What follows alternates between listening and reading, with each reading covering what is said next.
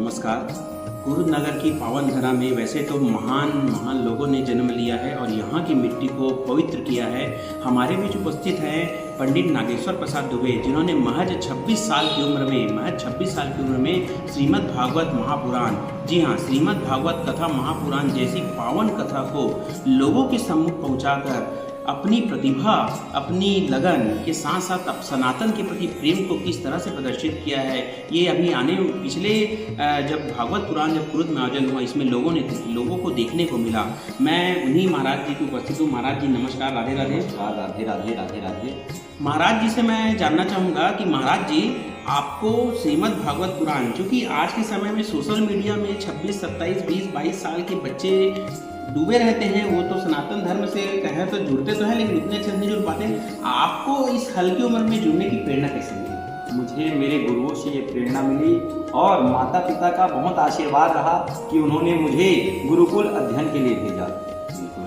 आप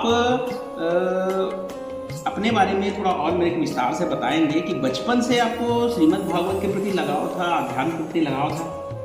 हाँ, मुझे तो जब से माता पिता ने गुरुकुल भेजा तब से मैं पूजा पाठ में जुड़ा रहा और बचपन से ही मैं पूजा पाठ 13 साल की उम्र में मैं पूजा पाठ यज्ञ अनुष्ठान प्रारंभ कर चुका था। और बस यही आशीर्वाद रहा, यही प्रेम रहा गुरुओं का कि वो मुझे हमेशा ही भगवत चर्चा श्रवण कराते थे। इससे मेरे हृदय में प्रभु के प्रति प्रेम बना रहा, भगवान के प्रति प्रेम बना रहा, भागवत महापुराण के प्रति प्रेम बना रहा। जिस उम्र में महाराज जी हैं, उस उम्र में अधिकतर युवा आज शिक्षक भर्ती की तैयारी कर रहे हैं, अलग अलग बहुत सारे पदों पर जाना चाहते हैं, लेकिन महाराज जी ने सबसे अलग हट की अपनी सनातन संस्कृति, सनातन धर्म की ओर अपने आप को लिया। ये हमारे नगर के लिए कहें या कुरुद के लिए कहें, गौरव की बात है।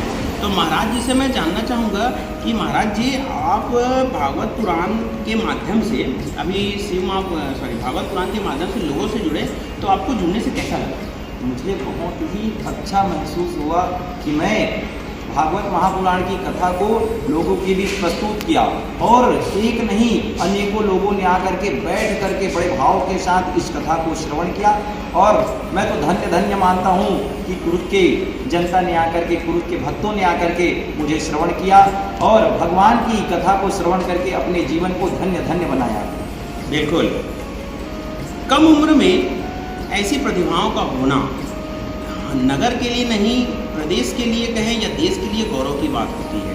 खास तौर पे सनातन धर्म जैसे चीज़ों में आके जुड़ना और लोगों को अपने ज्ञान, महापुराण जैसे ज्ञान को लोगों तक पहुंचाना, अपने से कई गुना उम्र के लोगों तक पहुंचाना, इससे बड़ा प्रतिसाद भगवान का अगर मिल रहा है किसी को, तो इससे बड़ी गौरव की बात और नहीं होगी। महाराज जी, मेरा अंतिम है आपसे निवेदन रहेगा कि आप हमको श्रीमद् भागवत गीता के माध्यम से कुछ श्लोक को बताएं और उसका क्या संदेश है, हम सबको बताएं। सच्चिदानंद रूपाय विश्वोत्पत्त्यादिहेतवे तापत्रय विनाशाय श्री कृष्णाय वयं नमः। इसमें भगवान के स्वरूप का पहला उल्लेख किया गया है। भगवान का सत, चित और आनंद स्वरूप है और भगवान के कर्म के बारे में उसके बाद वर्णन किया गया है। भगवान करते क्या हैं? तो भगवान इस पृथ्वी का निर्माण करते हैं और उनका पालन पोषण भी करते हैं और समय आने के पश्चात उसे अपने में ही, अपने गर्भ में विलीन कर लेते हैं। अब देखिए, उसके बाद हम वैसे अगर परमपिता परमात्मा के चरण शरण में जुड़ते हैं तो हमें क्या प्राप्त होता है? तापत्रय विनाशाय।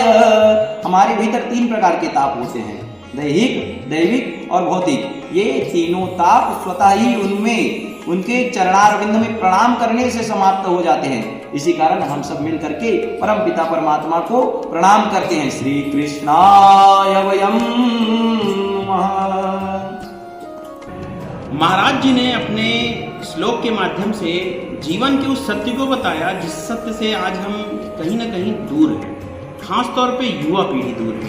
युवा आज भटक रही है, नशे की गर्त में जा रही है, या कहें भौतिकता की ओर जा रही है और अपने सनातन धर्म से दूर जाकर अपने जीवन को कहीं ना कहीं व्यवस्थित नहीं कर पा रही है। महाराज जी ने बहुत कम उम्र में कुरुद के नाम को ऊपर तक ले जाने का प्रयास किया है और हम सब यही चाहते हैं कि महाराज जी की तरह कुरुद की और प्रतिभाएं इस आध्यात्म की ओर आए, सनातन धर्म को संभालने की ओर आए। तभी हमारा जो आने वाला जो समय है, आने वाला जो युवा पीढ़ी है, वह एक सही दिशा में जा पाएगा।